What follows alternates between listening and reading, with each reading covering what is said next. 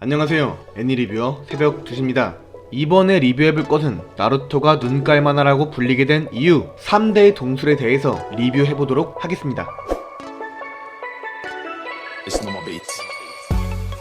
앞서 말했듯이 나루토는 눈깔만화라는 별명이 있습니다. 그 이유는 동술의 유무만으로 전투력이 급변하기 때문인데요. 대표적으로 3대 동술이라 불리우는 백안, 사륜안, 윤회안이 있습니다. 일단 백안부터 살펴보도록 하죠. 백안하면 뭐가 떠오르시나요? 휴우가 일족이죠. 백안은 휴우가 일족의 동술이며 대표적인 인물로는 네지가 있습니다.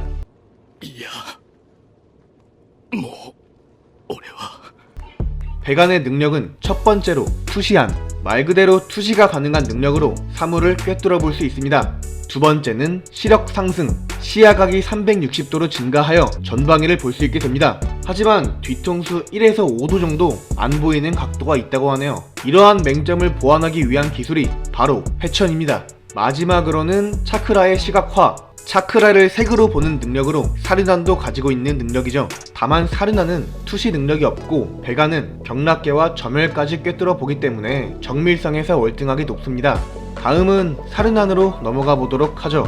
사실상 나루토의 눈깔만화라는 별명은 사륜안에서 파생되었다고 해도 과언이 아닙니다. 사륜안은 우치하 일족의 동술로 우치하는 센주와 더불어 나뭇잎을 건국한 일족이죠. 우치하는 워낙 대표적인 인물이 많으니까 바로 능력으로 가겠습니다. 일단 첫 번째, 백안처럼 차크라의 시각화가 가능합니다. 눈으로 차크라를 볼 수 있다는 뜻이죠. 백안에서 설명했으니까 생략하고, 두 번째, 통찰안입니다. 동체 시력과 통찰력이 상승하는 능력이죠. 쉽게 말하면 상대의 다음 움직임을 간파하는 능력인데 단구옥, 쌍구옥, 삼구옥 순으로 통찰안이 강해집니다. 참고로 카카시는 이 통찰안을 이용하여 술법을 카피한다고 합니다.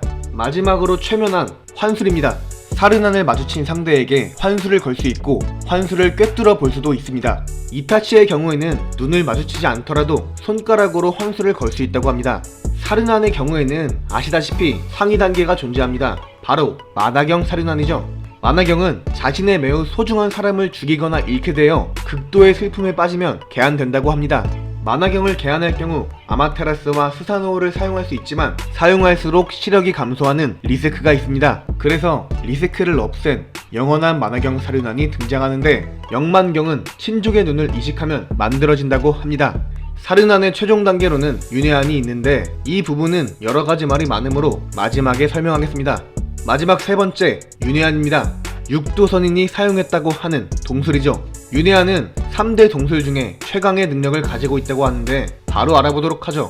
첫 번째, 5대 속성을 사용할 수 있습니다. 평범한 닌자라면 대부분 2개 정도 가지는 차크라 속성을 전부 사용할 수 있습니다. 두 번째, 외도마상을 소환할 수 있습니다. 외도마상이란 신미의 육체라고 생각하시면 됩니다. 세 번째, 육도의 능력을 사용할 수 있습니다. 페인이 사용했던 기술들, 예를 들어 신라천정이나 윤회천생술 같은 기술들이 전부 육도의 능력입니다. 세부적으로 들어가면 설명해야 할 게 엄청나게 많습니다만 일단 저 세 가지가 윤회안의 대표적인 능력이라고만 알아두시면 되겠습니다. 그럼 이제 동력 세 가지를 알았으니 비교를 한번 해보도록 하죠. 백안이 처음 등장했을 때는 사륜안과 비견할 만한 동술이라고 나옵니다. 사륜안처럼 환술의 기능이 없는 대신 물리적인 능력은 백안이 더 뛰어나다고 합니다. 하지만 후반 가서 만화경 등장하고 스사노오가 판을 치니 사실상 의미가 없어져 버렸죠. 나중에서야 백안이 카구야에서 비롯되었고 동술의 시초라고 나오며 위상이 엄청나게 올라갑니다만 제 개인적인 느낌으로는 스토리가 사스케 중심으로 흘러가다 보니 당연히 우치하가 조명받게 되고 덕분에 사륜안이 미친듯이 강해지다 보니까 파워 밸런스를 맞추기 위해 급하게 추가한 설정 같은 그런 느낌이에요. 물론 어디까지나 제 개인적인 느낌입니다. 단적으로 말하면 백안의 능력은 사륜안으로 어느 정도 커버가 되지만 사륜안의 능력은 백안으로 따라하기엔 무리가 있죠. 다음은 사륜안과 윤회안입니다.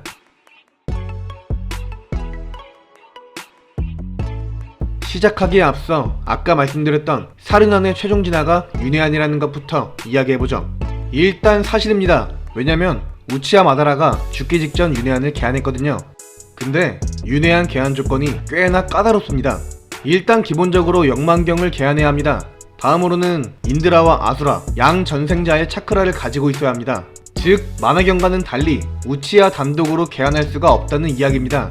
사르나는 우치아의 동술이지만 그 최종 형태의 윤회한은 개안할 수 없다. 그렇다면 과연 사르난의 최종 형태를 윤회한이라고 말할 수 있을까요? 라고 헛소리를 떠들어 봤지만 뭐 작가가 그렇다면 그런 거겠죠. 아무튼 다시 비교를 해보죠. 공인된 설정상 윤회한은 3대 동술 중에 최강입니다. 실제로도 압도적인 사기성을 보여주죠. 만화경이 어느 한쪽에 특화된 능력을 보여준다고 한다면 윤회한은 모든 부분에서 특화된 올라운더입니다. 애초에 작가가 만화경 상위 단계로 윤회한을 집어넣었으니 어찌 보면 당연한 이야기일 수 있어요. 그런데 등장하는 만화경 중에 말도 안 되는 사기 능력을 가진 만화경이 있죠. 바로 오비토와 카카시의 만화경입니다. 이들은 카무이라는 동술을 사용하는데 오비토의 경우에는 자신을 포함한 근거리에 있는 사물을, 카카시의 경우에는 자신이 바라보는 원거리의 사물을 이 공간으로 이동시킵니다. 쉽게 말해서 넌 나를 못 때리는데 난 너를 때릴 수가 있다는 이야기죠.